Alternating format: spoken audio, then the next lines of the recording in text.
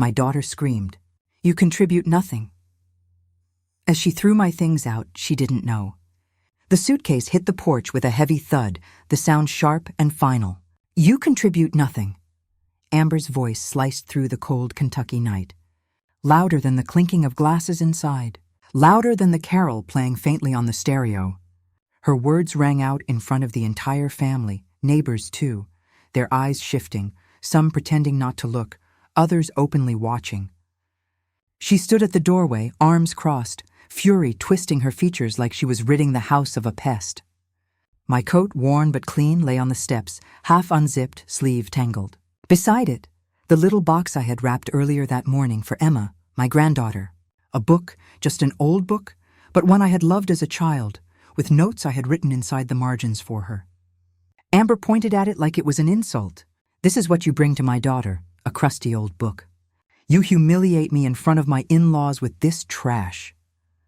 I opened my mouth gently to explain it was Emma's favorite story that I had spent 3 nights reading again, marking the parts that made me cry, that made me hope. But Amber wasn't done. "You eat, you sleep, you complain, you do nothing. You do not even try to contribute to this household. I am a single mother working non-stop to give Emma a future, and you just sit there like an extra mouth with no purpose." The people inside kept their wine glasses lifted midair. No one stepped forward. Not Uncle Roy, not Amber's best friend Hannah, who had known me since Amber was 3. I caught my reflection in the window, cardigan buttoned wrong, eyes too small from tears I had refused to shed for months. Amber shoved a white envelope into my hand. "I bought you a bus ticket. One way, you'll be at Shady Pines by morning. They have nurses, food, you will be fine, and this house will breathe again." Emma was the only one who moved. She crept out from behind the staircase, tiny and thin in her new green holiday dress, holding her book like it was something sacred. Her voice trembled. "Grandma, please just go for a while. I will figure something out. I promise I will bring you back." I crouched, knees aching, and cupped her cheek. I whispered, "Thank you, my girl." I kissed her forehead and turned.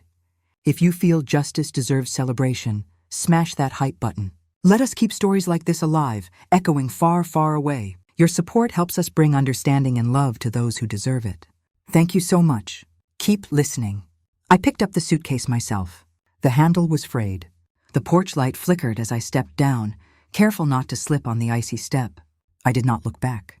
Not at Amber, not at the house I had scrubbed, cooked in, and rocked Emma to sleep in. Not even at the Christmas wreath I had made last week from the pine cones I picked with Emma by the park. A neighbor muttered something, maybe a protest, maybe a blessing. I could not tell. The wind took their words and scattered them like ashes. The bus station was 5 blocks away. I walked. The cold bit through my coat, but I kept moving. Not because I had nowhere else to go. No, that was what Amber believed. But because I remembered something she had forgotten. The deed. It was back in 1996, when I matched the lottery numbers and quietly used that money to buy our house in a quiet Kentucky neighborhood. This gives a precise year and clarifies the purchase. I paid off my debts, bought a house in a quiet neighborhood, and put it under my name. Amber was only 12. She thought my late husband left it for us. I never corrected her. She moved in with Emma when she lost her job. Said they just needed a place to stay for a year. That was 6 years ago. Slowly, she changed the furniture, the locks, even the address on the mailbox. She changed the story too. Made it seem like I was the guest, not the owner. Tonight she tried to erase me completely. But she forgot who signed the papers, who paid the taxes, who had the original title sealed in plastic, buried under winter scarves in the old chest in the attic. She forgot that I remember everything, and tomorrow she will remember what she never knew. When I sat on that frozen bus bench with my suitcase at my feet, fingers still curled around the envelope Amber had shoved into my palm. My mind did not race forward. It slid backward. Years peeled away like wallpaper, one season at a time, until I was back in the kitchen of our first home with the old linoleum floor and the smell of crayons on the walls. Amber was 7 when her father died. The collapse at the mine made the evening news. I got the call at 3:42 p.m., right as the 3rd grade bell rang. I remember because I made the mistake of answering the phone in front of my class.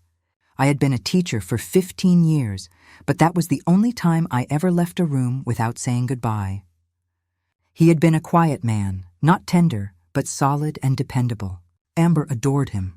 When I told her he was gone, she did not cry. She just went to her room and closed the door. I sat outside that door until midnight. Raising her alone was not easy. I was not perfect. I said no more than yes. I taught her to cook, to sew, to memorize Shakespeare. I pushed her to study, to earn what she wanted, to never rely on anyone who could vanish under rubble. Amber called me strict. Her friend said I was too much. But I knew the world would not hand her anything gently, and I wanted her to be ready. She was 16 when she started seeing him, a boy 2 years older. He wore leather jackets in 90-degree heat and had a laugh like broken glass. I smelled beer on his breath the first night he shook my hand. I told her no. I told her I had seen that kind of man before. I told her they start by skipping dinner and end by breaking your ribs. She told me I was paranoid. She said I was jealous of her happiness. By the time she was 18, she had dropped out of community college and moved in with him. She stopped answering my calls. I left voicemails every Sunday just in case. When she came back 6 months later, her cheek was purple, her lips split, and her belly swollen. She said it was an accident, that he had just been angry, that I would not understand, that I never understood. I begged her to stay. She refused. A week later, she lost the baby.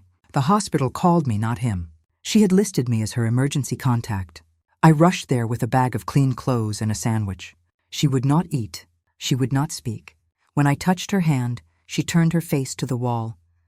That night in the hallway, she whispered, "You did this.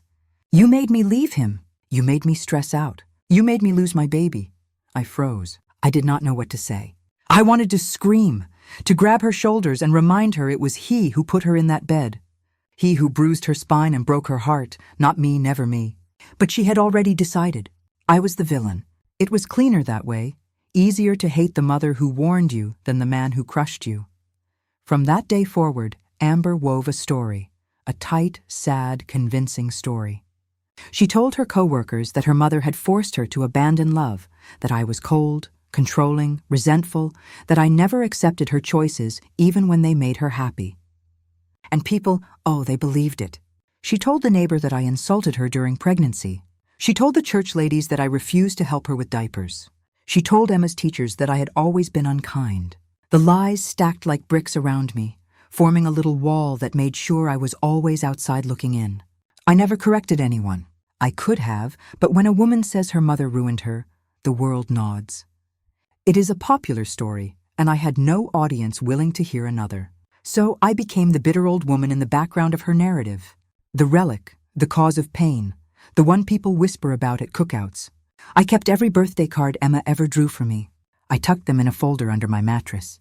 Crayon hearts, stick figures, "I love Grandma" in crooked letters. Those were the only proof I had left that I was ever anything else. Sometimes I would hear Emma ask Amber why I looked so sad all the time. Amber would say, "Because guilt catches up to everyone." That is how you erase someone. Not by throwing them out the front door, but by rewriting every room they ever lived in. She was no longer just the daughter I raised. She became the author of my exile. I was not allowed to eat at the dining table anymore. At first, Amber said it was because there was not enough space. Emma had started using the table for her art projects, she said, and it was just easier if I had my own corner. So, they moved a small folding tray into the laundry nook. I ate there near the dryer on a chair with one short leg and a pillow to balance it. I learned to eat quickly, quietly, no crumbs, no mess, no questions. I was not allowed to use the stove either after I forgot to turn off the burner once. I apologized and offered to write reminders, but Amber shook her head and said, "It is just safer if you use the hot plate."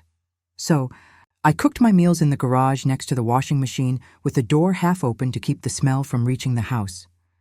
My bedroom was the old storage room at the end of the hallway. No windows, no heater. Boxes of old baby clothes and broken holiday decorations towered around the mattress on the floor. I had one lamp, one outlet, and a towel to block the draft under the door. I did not complain. I kept my slippers beside the mattress. The walls were thin. Amber kept my bank card in her wallet. "It is easier this way," she said. "You do not really need it. I will handle the bills."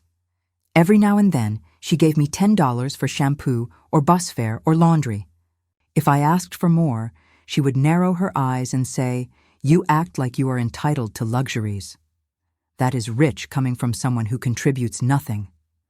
She called it managing my finances. I called it erasure. Then came the worst of it. One day she handed me a flyer. Mrs. Donnelly down the block needs help cleaning out her basement. You should go. I looked at her. You want me to clean someone else's house? Amber shrugged. You always say you want to feel useful. Prove it. Earn something instead of just taking. So I went.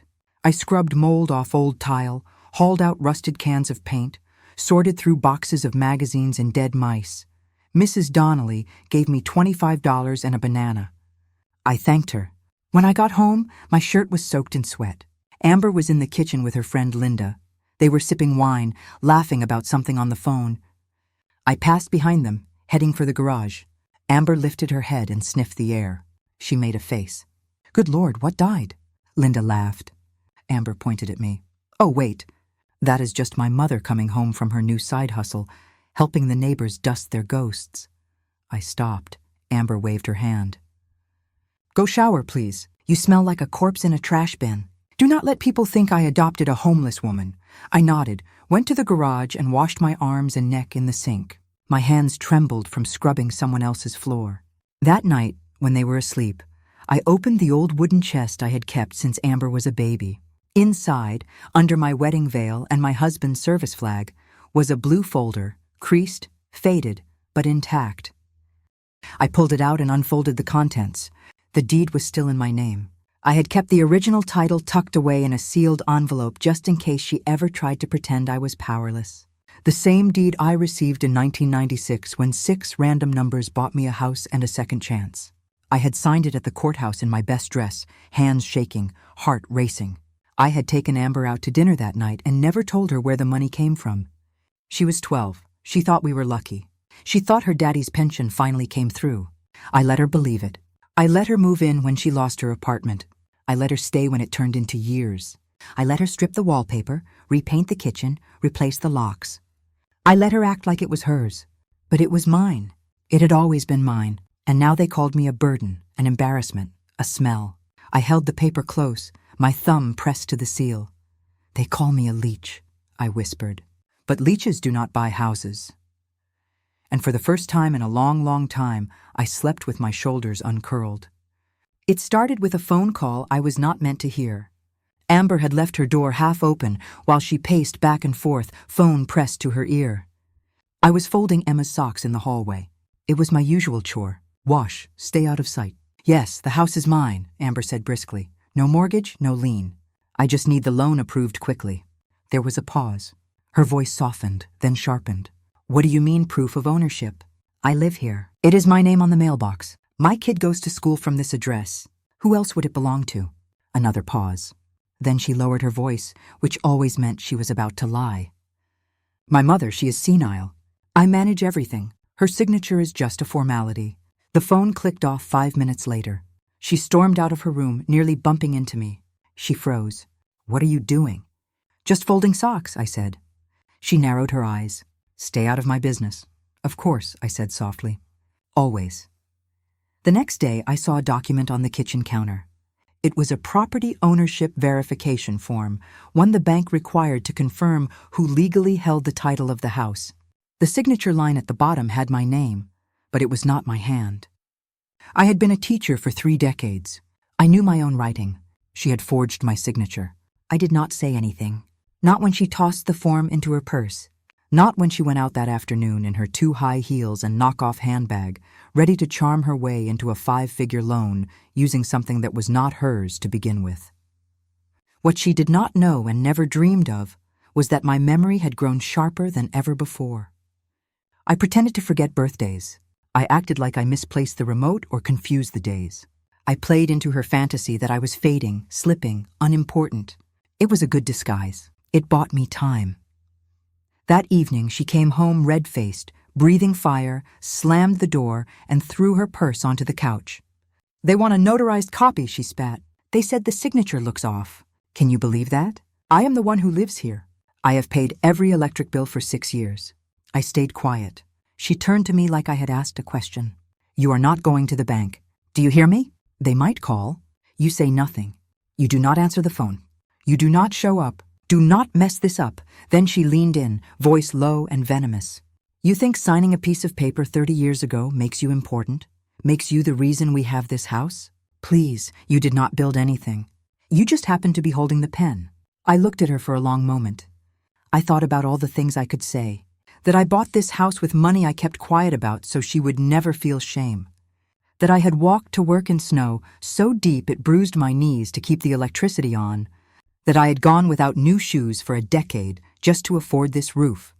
But instead I said, "Would you like tea?" She blinked. What? I was just going to make some tea. She scoffed. Whatever. That night I stayed up late after everyone was asleep. I opened the blue folder again, smoothed the old deed across my knees.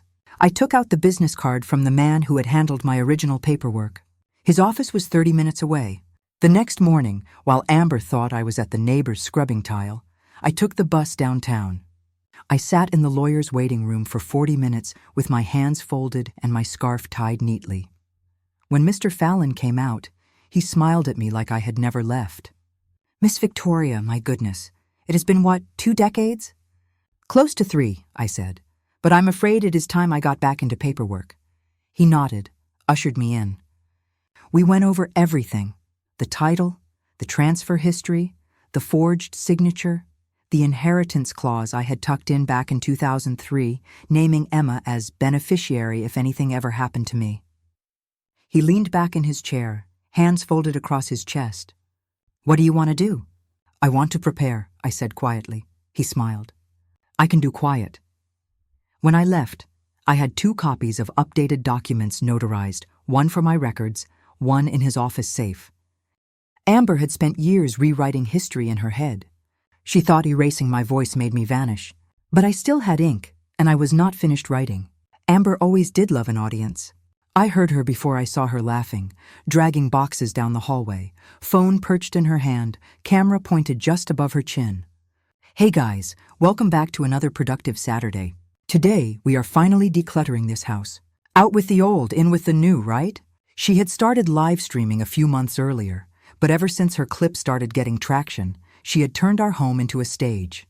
That morning, I was in the garage folding laundry by the hot plate when I heard her voice get sharper. This, she said, holding up one of my scarves, is what I'm talking about.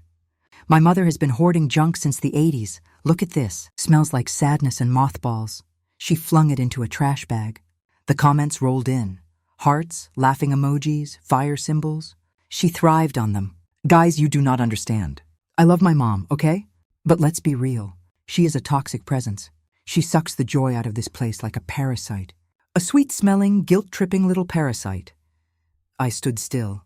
The laundry pile dropped from my hands. My socks fell into the detergent bucket. She has done nothing but sit around and judge me for years. Years. I am done pretending. You all want real? Here's real. You cannot keep letting old ghosts haunt your space. You have to cut the cord, right? Emma peeked in through the side door, eyes wide. I shook my head once firmly, silently. She disappeared just as quickly. Honestly, Amber said, tossing my books into a donation bin. The only reason this house is not in my name already is because the paperwork is stupid. You want to know how ridiculous it is? I literally had to fake my mom's signature last month just to get the bank to move on anything. Don't at me, I had to. She laughed like it was a joke, like she had not just confessed a felony to 5,000 strangers watching live. The comments exploded. My heart did not. It slowed. I stepped back into the shadows. Amber kept going. I mean, come on. What is she going to do? Sue me? She thinks TikTok is a kitchen utensil. But one person in the house did know what to do. Emma. That night, she slipped a USB stick into my hand. I screen recorded the whole thing, she whispered. She deleted it afterward, but I saved it before she could. I stared at my granddaughter, 11 years old and already wiser than the woman who birthed her. I held her face in my palms and kissed her brow. Then I called Mr. Fallon. The next day, I hand-delivered the footage along with copies of the forged document, the original deed, and my notarized affidavit. Mr. Fallon watched the video silently, pausing only to jot timestamps. When it ended, he said, "She just handed us everything." We filed the complaint that afternoon. A formal allegation of document forgery, attempted fraud, and financial elder abuse. By Monday, The bank had frozen her loan application and flagged her account. By Tuesday, the first legal notice arrived at the door. Amber screamed when she read it. "What the hell is this? You reported me?" I looked at her calmly. "No, you reported yourself. I just made sure someone was listening." She tore up the paper and stormed into the kitchen, knocking over a chair on the way. I did not move. I had seen tempers before. I had lived through the mine collapse, through empty refrigerators, through funerals with only one bouquet. I had known real disasters. Amber's tantrum was just wind in a teacup. That night, she tried to go live again, but her account was suspended. Apparently, fraud and slander violate community guidelines. The next morning, a neighbor knocked on the door. "I saw your daughter's video," she said awkwardly. "I just want you to know not everyone believed her." I nodded. "That's kind of you." She handed me a small tin of cookies from Emma. Inside was a note scrolled in blue marker. "I know the truth, Grandma. I always did." I pressed it to my heart. Amber had tried to erase me in public, but she had forgotten. The internet never forgets, and neither do I. By the time the letter arrived, I knew the pieces were in place, but I still held my breath as I opened the envelope. The letter came in a thick white envelope stamped with the seal of the county court. Amber opened it at the kitchen table, still in her robe, coffee halfway to her lips. I was drying dishes in the corner. Emma had already left for school. She scanned the first page and her face went pale. "This is a joke," she muttered. She flipped to the second page. Her lips moved silently. Her hand shook. Then she slammed the coffee mug so hard it cracked down the middle. "You pressed charges. You're suing me?" I folded the towel slowly, deliberately.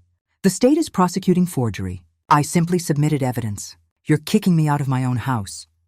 I turned to her fully, drying my hands. "It is not your house, Amber. It never was." She looked like she had been slapped. "You're unbelievable, after everything I've done for you."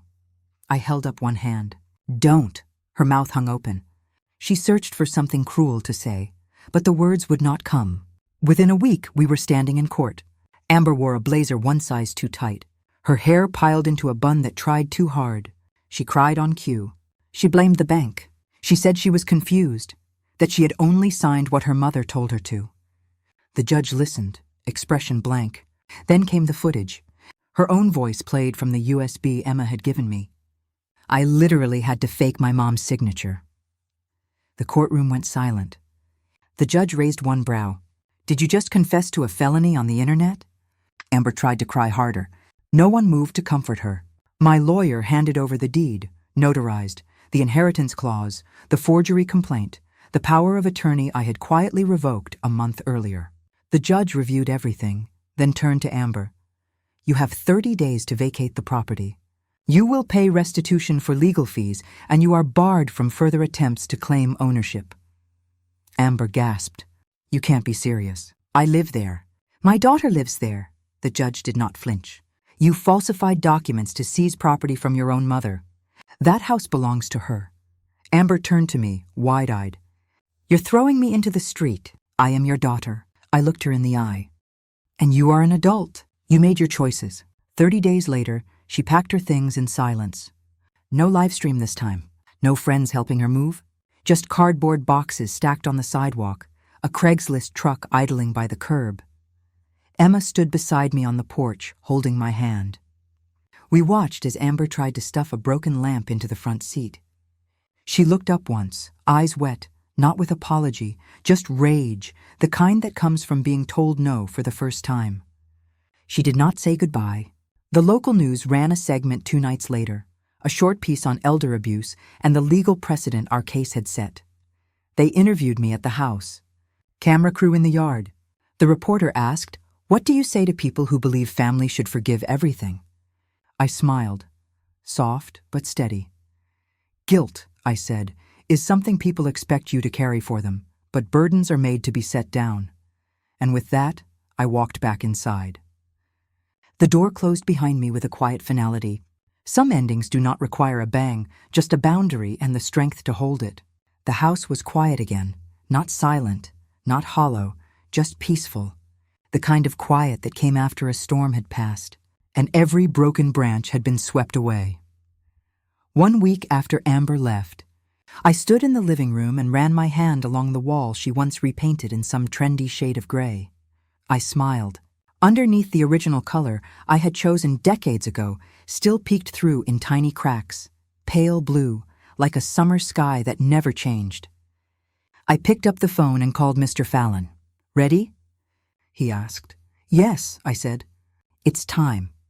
The deed was transferred not to me, but to a non-profit I had followed quietly for years, Mothers Forgotten No More, a shelter and community home for elderly women discarded by their families. I transferred the title to the non-profit Mothers Forgotten No More with one condition. I would live here until the end of my days, and this house would become their sanctuary. But not as a lonely old woman in a rocking chair. I wanted to turn it into a place where no other mother would ever have to sleep in a storage room, where no woman would ever be told her worth had expired. We cleaned out every corner, painted the walls a soft gold, turned the garage into a reading room, the attic into a quilt workshop. Beds arrived, donated and sturdy. A ramp was built near the porch, a swing added under the tree. We opened the doors quietly and women came. At first, just one, Diana, a former nurse whose son had left her in a motel with $20 and a sandwich. Then came Clara, whose daughter moved away and never answered her calls. Then a third, then a fourth. Each of them came with nothing. Each left their shoes at the door but kept their dignity. They called me Miss V. They asked me how to make soup from scratch. I taught them to sew again, to laugh again. And then one afternoon in October, Amber came back. She stood at the gate holding a plastic bag with clothes and nowhere to go. Her hair was flat, her shoes scuffed. "I just need a place to sleep," she said. "Just a room. I'll be quiet." I looked her over once, then I smiled. The same smile she used to say made her feel judged. "You once said I smelled like a trash can," I said softly. "And this house, Amber? It does not take garbage anymore." Her mouth opened, but no sound came. I closed the door, not with anger, but peace. Some people believe in second chances. I believe in earned ones. 2 weeks later, Emma came home from school and sat across from me in the garden. "I want to live here," she said. "With you, not just visit. I don't want to be around her yelling anymore." I reached for her hand. "Are you sure?"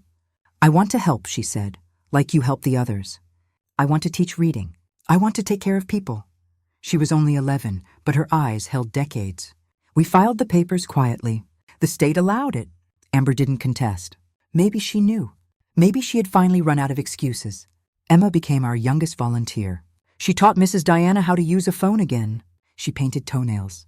She read bedtime stories aloud to women who had forgotten what safety felt like. She told them, "This is my home.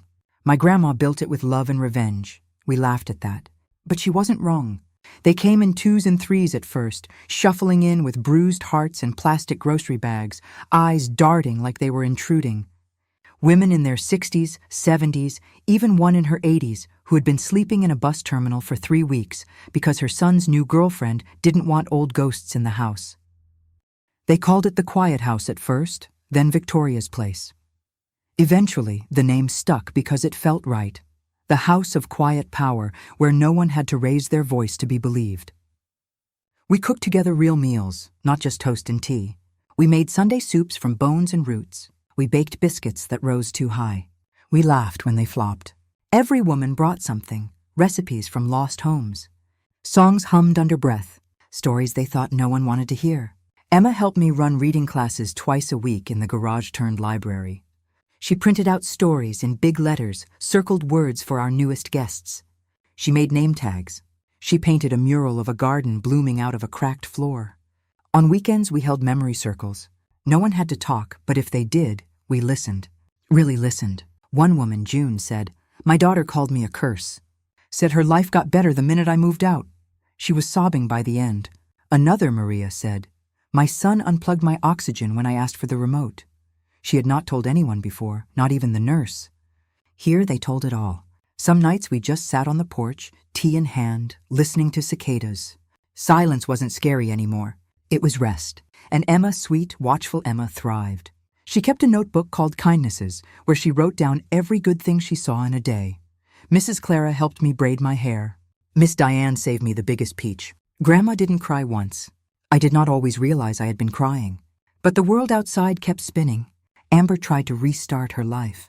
She made new accounts, tried to delete the old videos, but the internet has a memory too.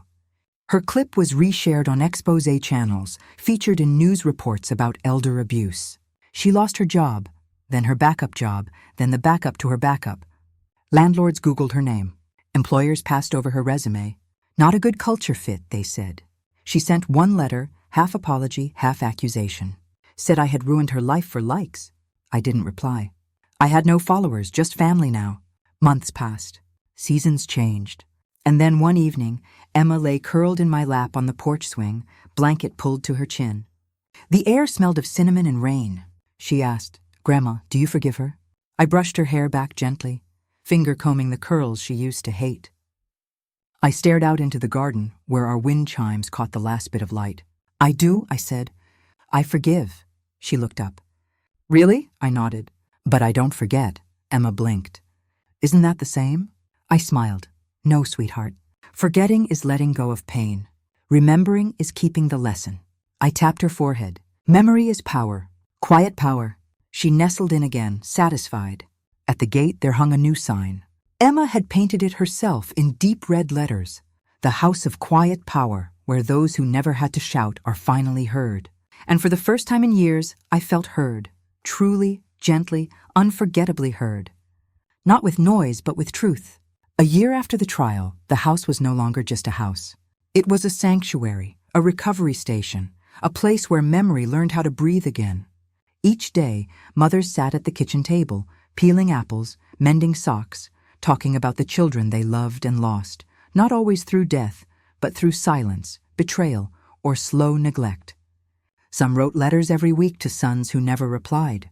Others still used their child's name as the password to their email, even though those children had long since blocked them on every platform. I didn't ask them to forget. I taught them how to wear memory like armor, not shackles. Emma printed a photo and hung it in the living room. It showed hands, wrinkled, smooth, dark, pale, all reaching toward each other, joined at the center. Below the image, she wrote in thick, bold print, "There are mothers who never fade. Only those we stop looking for." One early winter morning, just before the hail started to fall, a woman knocked on our door. She didn't ask for a room. She didn't cry. She just held a torn plastic bag to her chest and whispered, "Is there anyone here who still needs a mother?"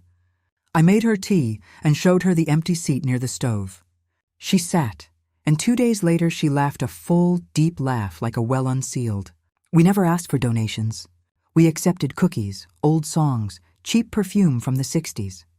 At night, the whole house glowed under the warm kitchen light, like an open hug that required no arms. Amber never came back. I heard she was renting a room in the suburbs, hopping between jobs, never lasting more than a month or two. Once her name popped up in an online forum about legal identity restoration. No one responded. I didn't cheer for her downfall. I just felt balance. Justice doesn't always thunder. Sometimes it simply settles. One spring afternoon, Emma read a story to the women in the living room. It was about an old bird chased out of its nest by cruel crows. The bird wandered alone until it found other aging birds, wings worn, songs forgotten. But when they sang together, the sky paused to listen. When she finished reading, no one clapped. They just sat, eyes glossy, nodding slowly because everyone understood. We were not leftovers from someone else's story. We were the last lines written with memory, grace, and a silence no one could erase. Thank you for listening to my story. If it moved you, if it reminded you of someone strong, silent, and unforgettable in your own life, then please help keep these voices alive. Subscribe to Grandma True Stories for more true tales from women who were never supposed to speak but did, who were supposed to fade but endured, who were forgotten until memory found its way home. Because revenge has no expiration date, and wisdom remembers. Take care of your elders.